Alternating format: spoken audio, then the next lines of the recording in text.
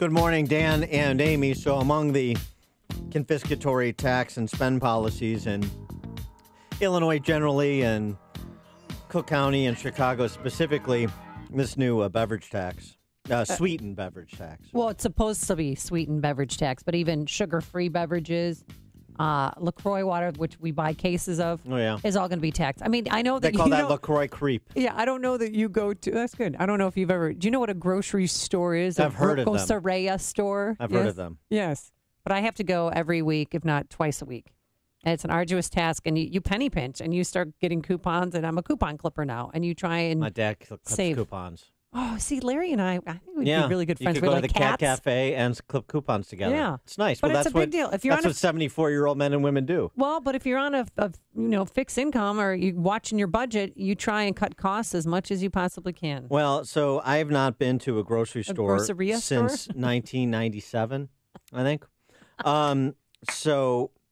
I'm not really sure how they work, but I am familiar with Happy Foods because I know people speak very highly about it on the north and northwest side. Yeah. And to get a perspective of a practitioner, it's not just always policy wonks and politicians. You want actual human beings as well that operate businesses and live lives that should be profiled. And one such lady is Barb Eastman, who's the owner of Happy Foods, and she joins us now. Barb, thanks so much for joining us. Appreciate it. Well, thank you for having me. So you've got a couple of grocery stores, right? Yes, we have one in Edgebrook, Saguenay area, and the one in Edison Park. And both of these stores border the suburbs. So when we had the Chicago tax instituted with the beverage tax, we saw a drop in sales with that because we were on a border store. Right, and so now what's is your take on the spiked tax for the sweetened and apparently unsweetened beverages too, which covers just about all of them? Is it really about drop in sales, flight to the suburbs? Is that the main problem that you have? No, that will not. We'll just have a drop in sales. Okay, I mean, they're not going to go to the suburbs because the suburbs will be taxed with the Cook County tax. Right. I think the people that are on the borders of Lake County and such, they'll see a drop in sales. Wow. But people are not going to buy the product now. They'll go. They won't either forego it or go outside of this area to get it. Well, so you're encouraging. You're encouraging customers to oppose this and do whatever they can to try and stop this. Is there any? Do we have any hope of stopping this? I think they're changing. This is in such a flux right now. We're still getting notices like how it's going to be paid, how the SNAP people are tax exempt. Well, how do you report that? How will you get up front? So now they're saying that we can register for 1 year as a distributor and pay the taxes like we do monthly. But I just don't know how they're going to do this. I mean, we're just getting notices all the time, and nobody has straight answers yet.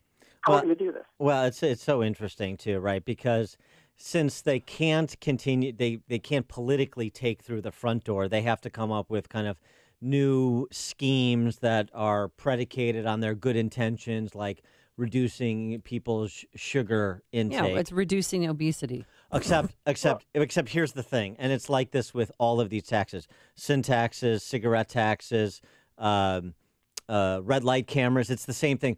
Hey, this is for your good. We don't want you to consume these products. We don't want you to illegally turn right on a red, except you have to do it. We're counting on you to do it. We've already budgeted for and spent the money we expect to realize from you doing it. So it's actually predatory government that is existing in part off extracting wealth for people's perhaps less than good habits, I should say. If it was such a bad thing for people, they wouldn't let people on the SNAP or anything buy it in the first place. It'd be one of those exempted items on their receipt.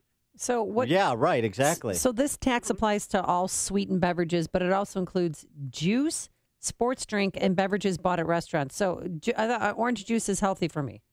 So when it says juice, what exactly? Every juice? They're not. I don't think it's not the juice. It has to be 60% or less fruit juice. Yeah, sure. So 100%, fruit juice would be okay. But even though, like your Capri Suns or anything that you serve your children that are somewhat healthy and, good for them, it'll be taxed. Well, that's so. So I'm then, going to have to buy it in cases before July. well, also too. I'm not kidding you. I'm going to. Here's the good news, though, too, is then you'll have to hire a regulator for every store that sells these beverages to come in there with their chemist's equipment and measure the content to make sure that the packaging is accurate. So it's a real job creator, potentially, maybe. No, I think it's a job buster. I mean, Yes. all the soda drivers, the pop drivers that work on commission in Cook County. Where's their income going to go? It's going to go down. They're not going to have. A lot of them are giving their notices. They're quitting. Well, Really? and this actually, Bob, you're probably familiar with. This is what happened in Philadelphia when they did the same thing. You saw exactly what you're talking about come to pass. Yes, it's sad. And these men have worked for these companies for years. You know, we've known them for years. We know about their families, and they're going to leave the business. So let me ask you this question, just as the proprietor of these two establishments, and the grocery stores. I understand these are narrow margin, high volume businesses, generally speaking, and so just give people a sense of what it's like to operate two otherwise popular grocery stores, but the challenges you face compared to perhaps some of your colleagues in other areas of the country. Well, we're extremely small, so we're the neighborhood stores, which is really good for us because we're involved in the communities and do that. But like you said, everything is marginalized.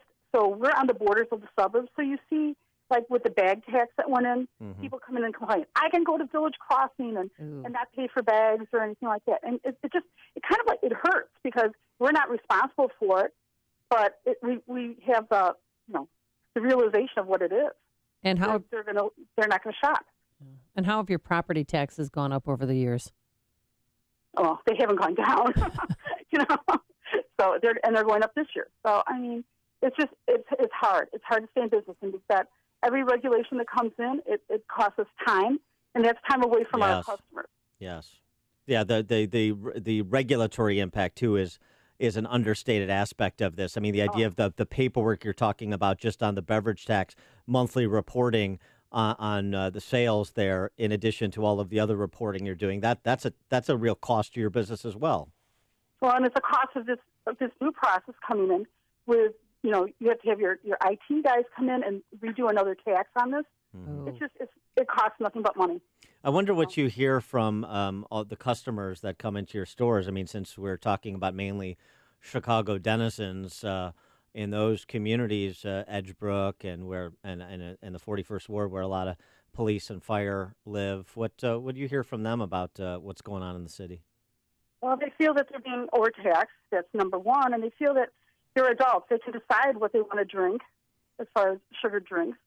That they have the ability to decide for themselves. They don't need the government saying, we're fighting obesity, when that's just really, that's a it's lie. not even true. But do you trust? If they were fighting obesity and they wanted you to drink water, they wouldn't have the Chicago water tax. Exactly. Got to flesh out the system. They tell you to be healthy, and they're not doing it. So do you trust? I mean, now here again, we have yet another tax. Do you trust the politicians that they're going to be responsible with this new revenue coming their way? Hilarious.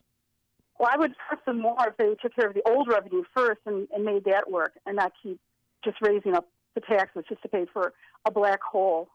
Yeah. What do you think they could tax next? I mean, there's sugary drinks. There's this shaming of snacks.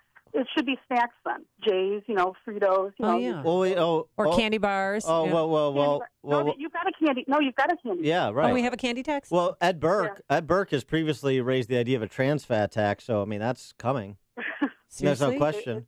There's no question, and the question is, what's the response going to be? Right, that's ultimately the question. You're a business owner, an entrepreneur, standing up, but do you feel like the business community and your customers are ready to stand up to the political class in Chicago and Cook County and Illinois? That's the question.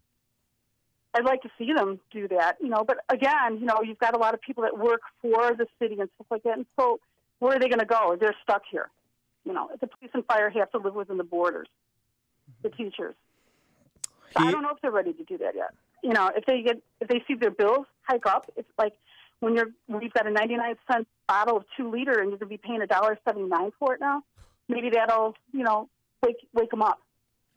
Wake me up. I'm seriously bulk shopping before July 1st. Yeah, that's okay. And you're coming with me, Dan, to this grocery store place.